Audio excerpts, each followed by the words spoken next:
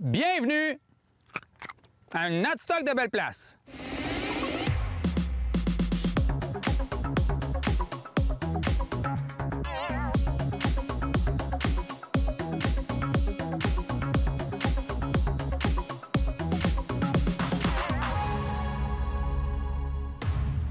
Bonjour, bienvenue à l'émission Une Natstock de belle place.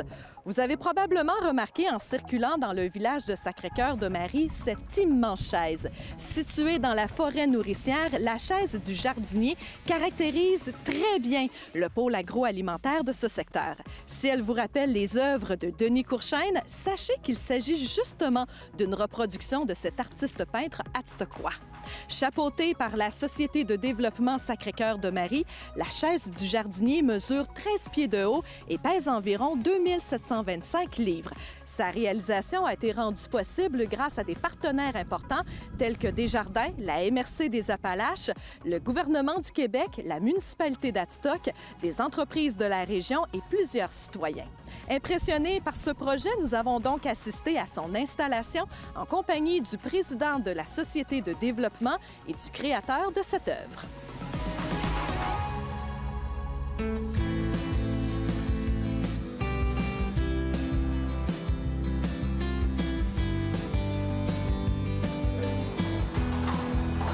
Ça passe?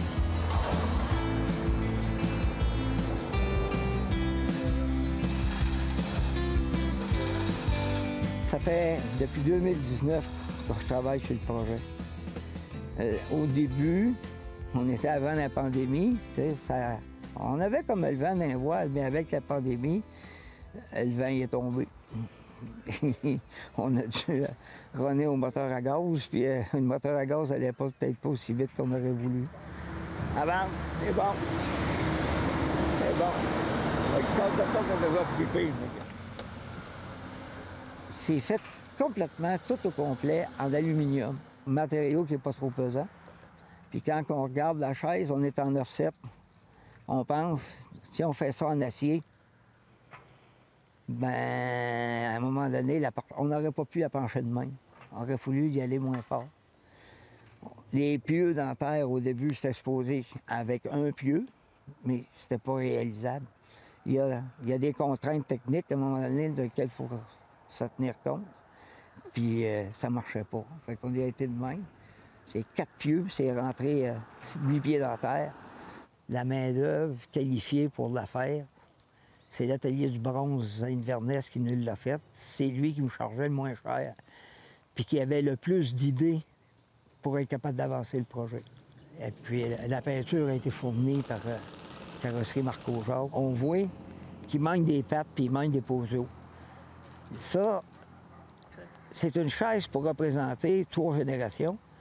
Mais inquiétez-vous pas, si vous voulez voir les pattes puis les poteaux, il va falloir que vous reveniez le soir. Les LED qui allument, c'est là qu'on va voir la chaise au complet. Et tu vois, le tube est aligné pour s'en venir vis-à-vis de la patte qui est coupée, l'autre pareil. Tu en as un qui éclaire en descendant. C'est les 2 barreaux de l'avant qui éclairent, puis le barreau de côté. Et en haut, il y a 3 LED.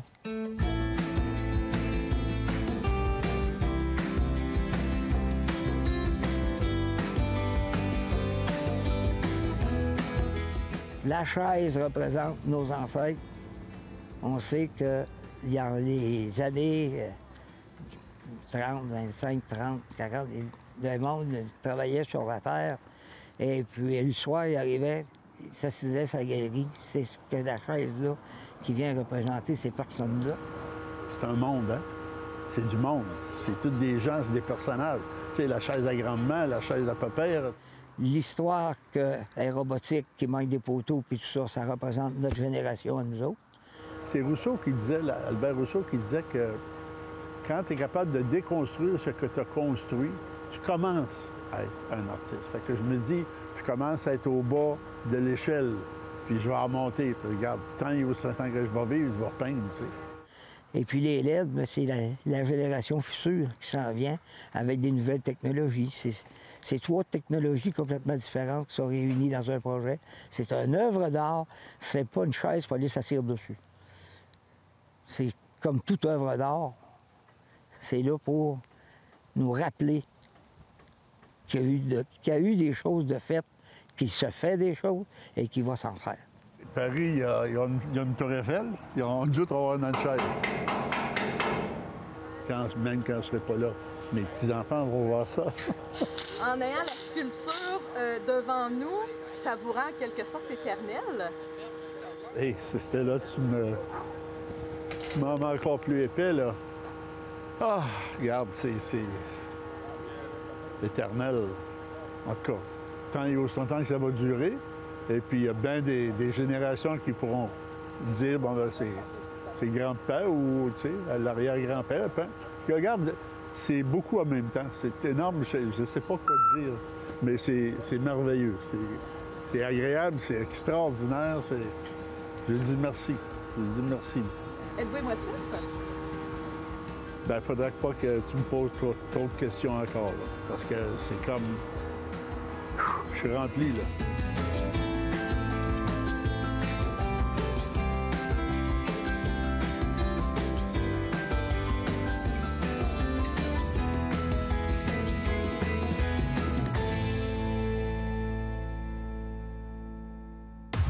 Ayant contribué grandement à la réalisation de la chaise du jardinier, M. Louis-Jacques Groslot a reçu récemment un certificat de reconnaissance à titre de bénévole culturel remis par la MRC des Appalaches. La ténacité de M. Groslot à vouloir mener à terme ce projet lui a valu cet honneur qui est amplement mérité.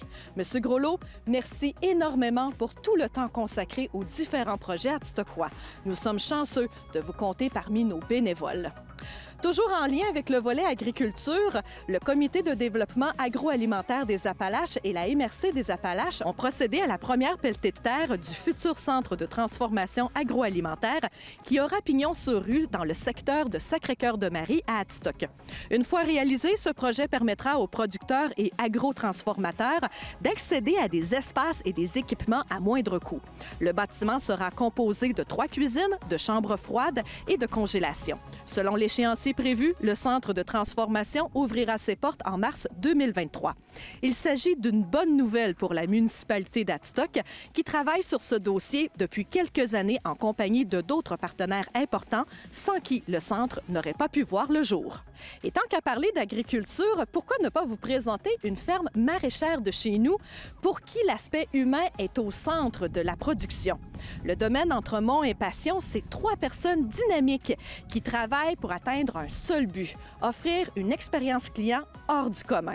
C'est ainsi que Richard Pomerleau, son fils Charles-Olivier et Jean-Luc Deslandes cultivent des produits savoureux, frais, de qualité, certifiés biologiques, et ce, dans le plus grand respect de la nature. Comme vous pourrez le constater dans le prochain reportage, le domaine Entremont et Passion, c'est avant tout une entreprise de cœur.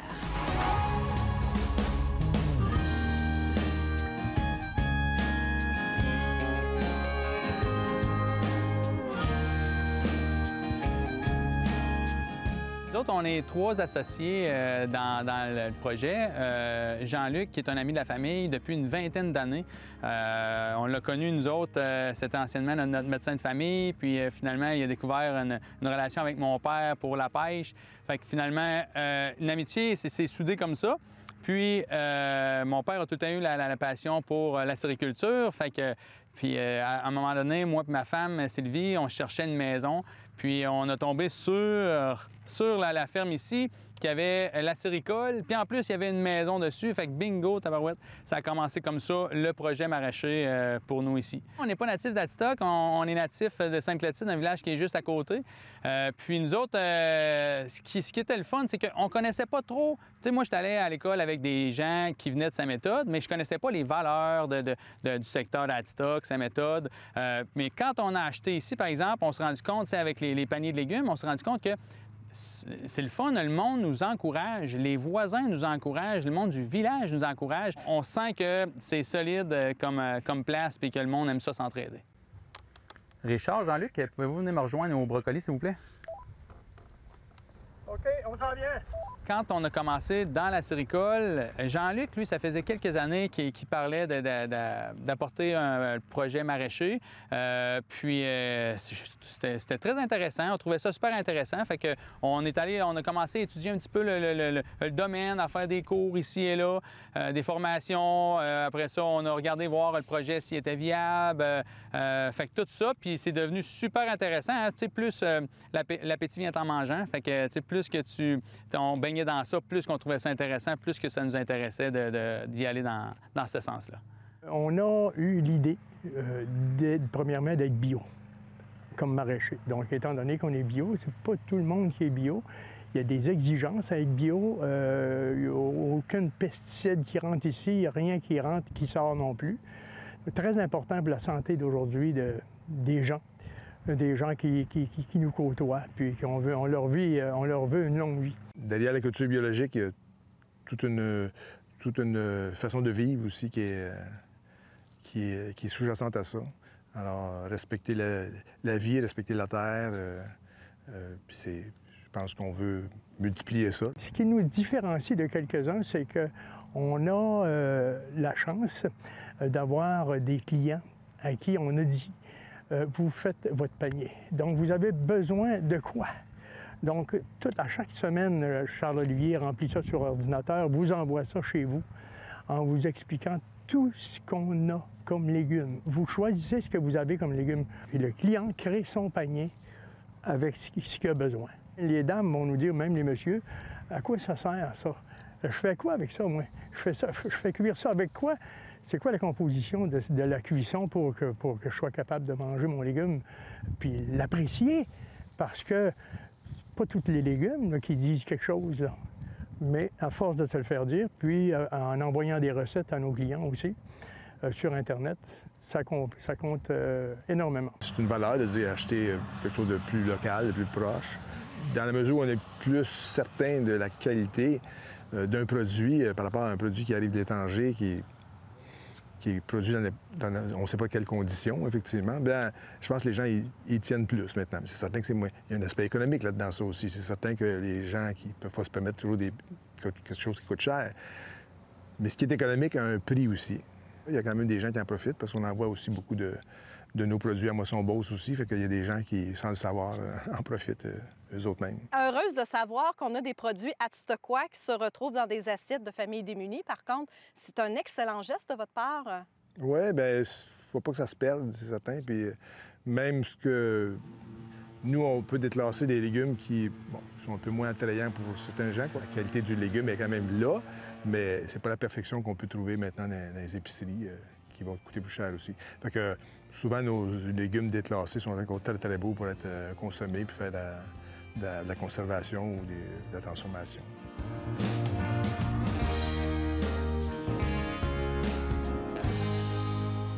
Je souhaite que ça continue de bien aller, continue de s'améliorer dans ce qu'on fait, puis qu'on continue de grandir dans cette belle entreprise.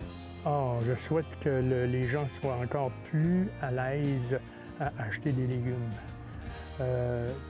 On n'a même pas à lire la composition de quoi c'est fait sur nos légumes. Puis que les gens, effectivement, reviennent de plus en plus vers ceux qui produisent la terre, qui produisent localement, qui sont éco-responsables, et les marchés de proximité.